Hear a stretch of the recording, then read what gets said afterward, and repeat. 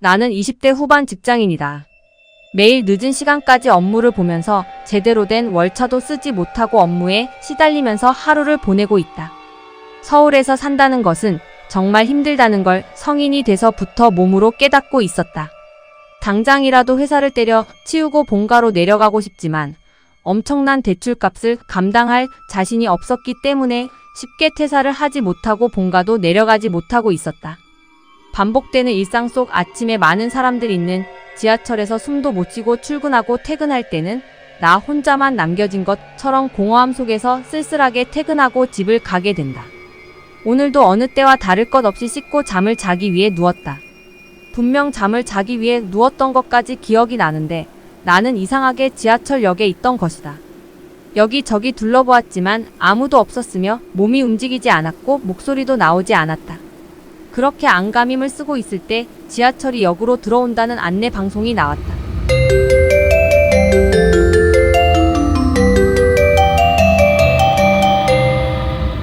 그렇게 안내 방송이 나오고 지하철이 내가 있던 쪽으로 오는지 불빛이 조금씩 가까워지고 있는 모습을 볼 수 있었다.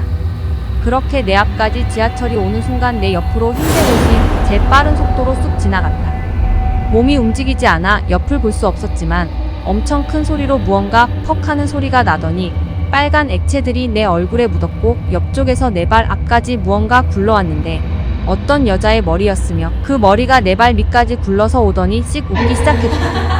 겁에 질린 나는 몸도 움직이지 않고 목소리도 나오지 않고 아무것도 할 수 없는 이 상황이 정말 너무나 공포스러웠다.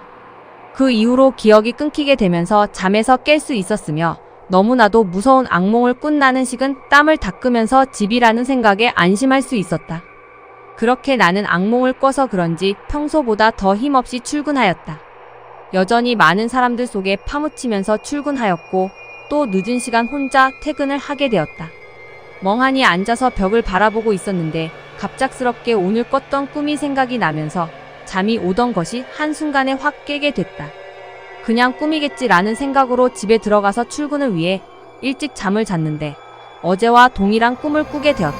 똑같은 자리에 똑같은 역, 똑같은 상황 모든 게 바뀌지 않은 상태에서 항상 같은 꿈을 꾸게 되었다. 안 그래도 늦게 퇴근하고 제대로 잠까지 못 자니 사람의 얼굴이라고 볼 수 없을 정도로 피폐해졌다. 갑작스럽게 내가 왜 이런 꿈을 꾸는지 도통 알 수 없었다.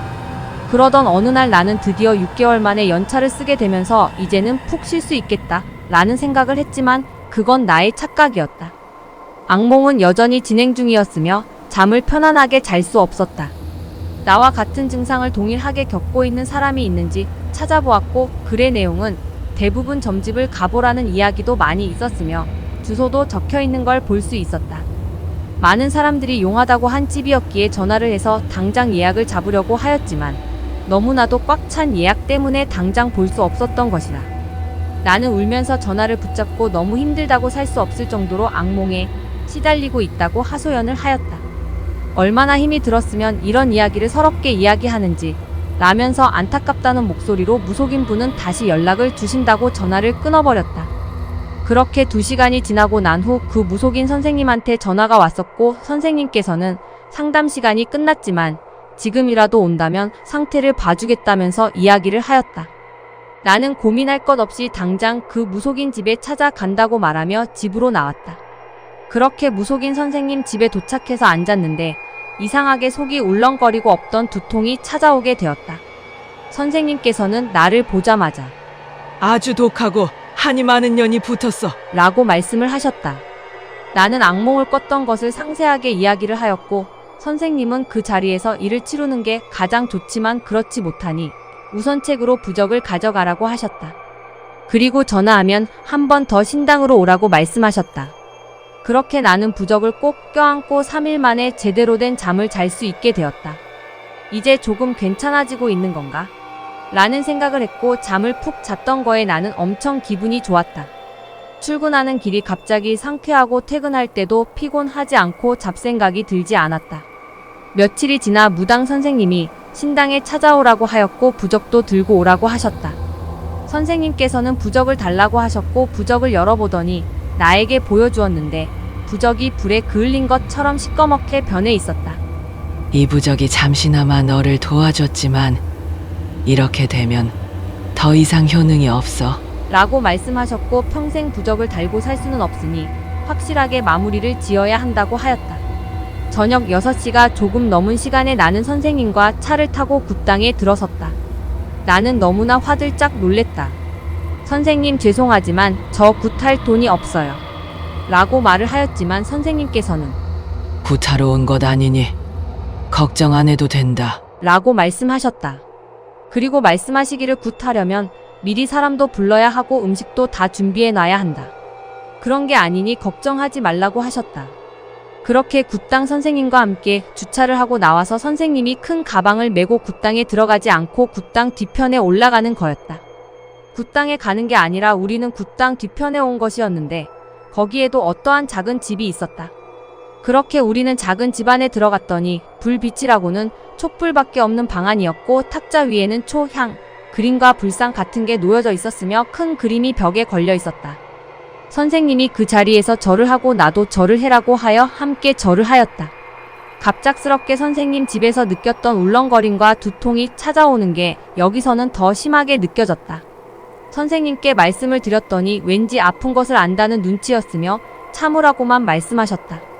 그렇게 얼른 밖에 나와서 선생님은 큰 나무 앞에서 돗자리를 펼치시고 음식을 올리고 나를 앉히고 징을 두들기면서 무언가 계속 혼자 말씀을 하셨다. 또한 선생님이 쓰던 무속 전용 칼을 쓰시고 여러 색이 있던 한지 같은 걸 찢으면서 내 몸을 둘러주셨다. 그렇게 선생님이 어떠한 의식을 진행하고 있을 때 나는 갑자기 헛구역질이 엄청나게 나오고 선생님께 말씀드렸더니 그 자리에 앉아서 토해라고 갑자기 큰 소리를 치르시고 선생님은 계속 무슨 주문 같은 것을 외웠다.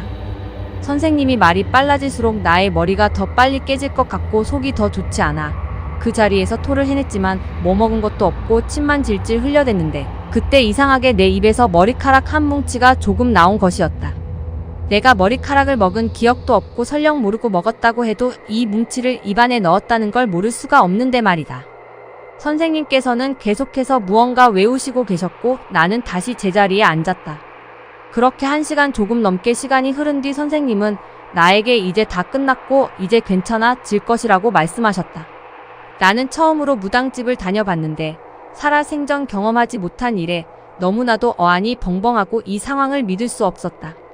제가 왜 이런 일을 겪게 됐는지 알 수 있으신가요? 라고 물어봤더니 기가 약해졌을 경우 헛것이 잘 보이고 귀신도 달라붙는 경우도 있다고 하였다. 특히나 나는 귀신이 잘 붙는 체질이라고 말하였다. 그렇게 나는 선생님께 감사의 의미로 복비를 전달해 드렸지만 끝내 선생님은 받아주지 않았고 대신 자주 놀러가는 그런 신도가 되었다. 물론 지금도 여전히 귀신이 달라붙어 다니며 대화가 가능할 정도의 단계까지 되어버렸다.